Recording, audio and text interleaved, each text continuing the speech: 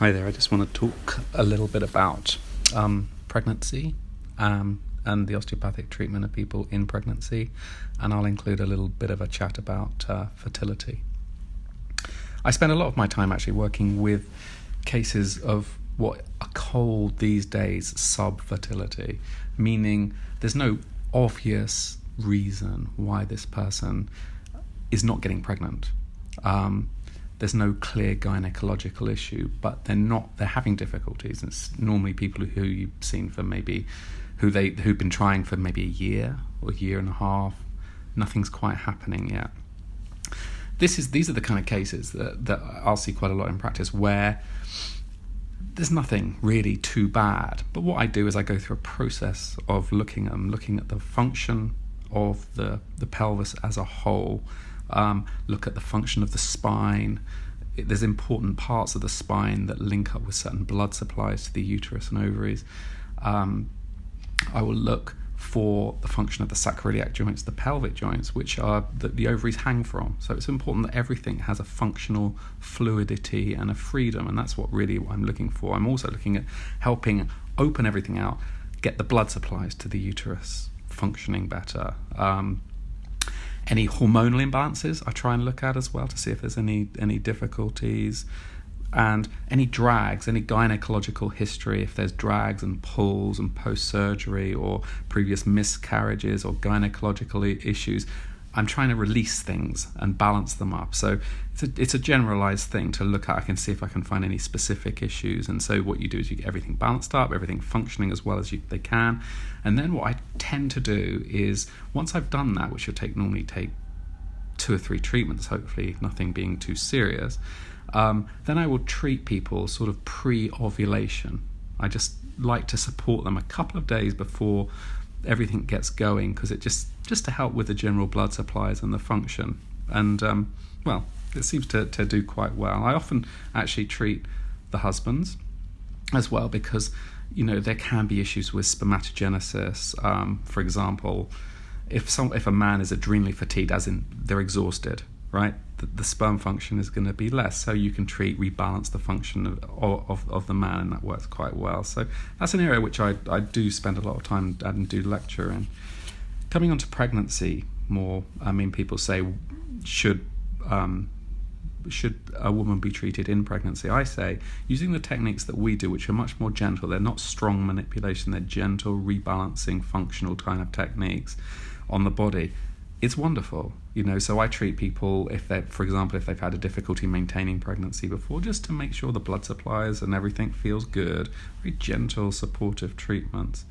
I treat when nausea is a good sign, but hyperemesis, when you're being sick too much, is too much. And this is often, there is an agitation of the stomach and liver function, which is to do with some sort of hormonal baby-mother interaction, and actually it's a sign often of a strong and healthy pregnancy. But there's an old osteopath who died. She was still teaching at 98, 99 years old, and she taught me a trick quite a few years ago, which is to do with the function of the liver, which is pretty unflappable in treating these kind of hyperemesis, nausea, vomiting type situations. So I tend to have a go at that if there's any difficulties.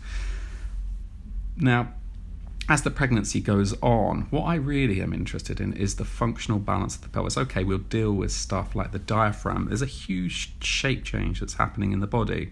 And if there are old historical pulls and drags or imbalances in the structure of the function of the spine and the ribs and the diaphragm, everything can get a little bit congested, say, for example. So what you want to do is make sure the diaphragm is free and the pelvis is opening up incorrectly. When the baby's sitting wrong, or the pelvis isn't allowing at the back to open up correctly, that often can put a huge strain on the front. The pelvis is like a bowl.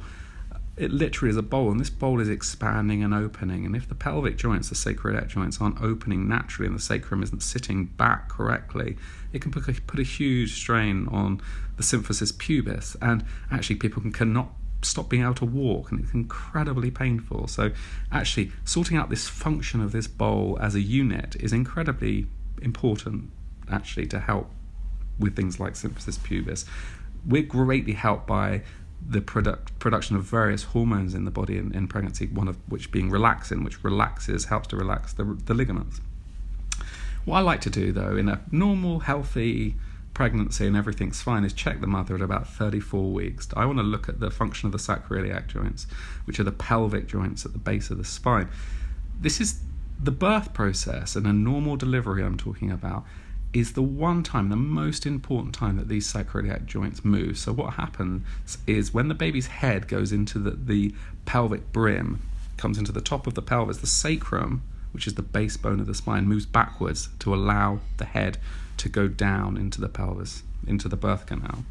When the baby's head is just about to crown, which is at the very base, at the bottom of the pelvis, what has to happen is the coccyx has to move out of the way, which means the sacroiliac joints have to move in the opposite direction.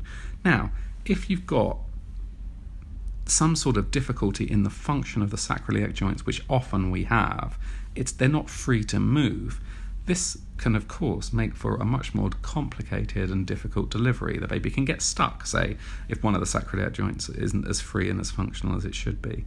So at 34 weeks, I tend to check the mothers, make sure the pelvis is functioning in its best possible way, and that gives me time to sort out any issues. If there's very little, I'll check them once, then I'll maybe check them at 39 weeks just to make sure everything's tip-top.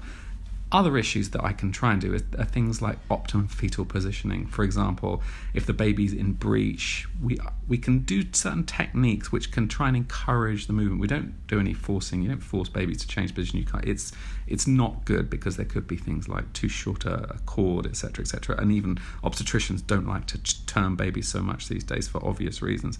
But we can encourage changes and allowing what we want to do is look at the function of the pelvic bowl as a unit and the baby's head as it sits in that, so it's not all getting squashed and it's not all locking everything up. It's kind of space creation and balance, and that's very important in terms of keeping the baby's head not being squashed, because a lot of the problems that we deal with babies are molding and irritation of certain nerves, which can affect the stomach and reflux and colic, etc., etc.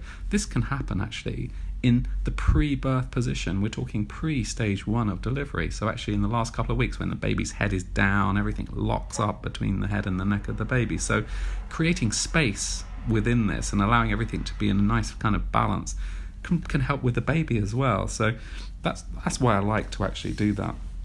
Then of course you've got postpartum.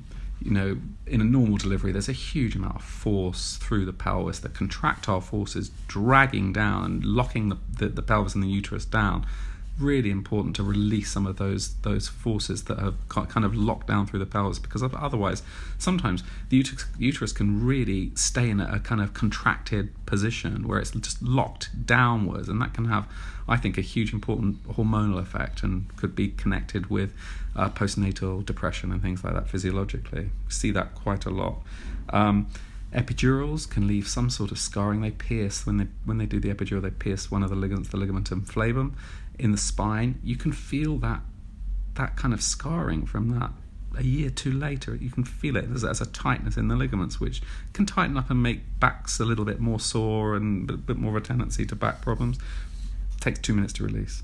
So rebalancing mum is a great thing to do alongside when you're rebalancing baby. So I think that's covered all of it. I'm sure I've missed one or two things, but that's a general idea about fertility and pregnancy. Best wishes.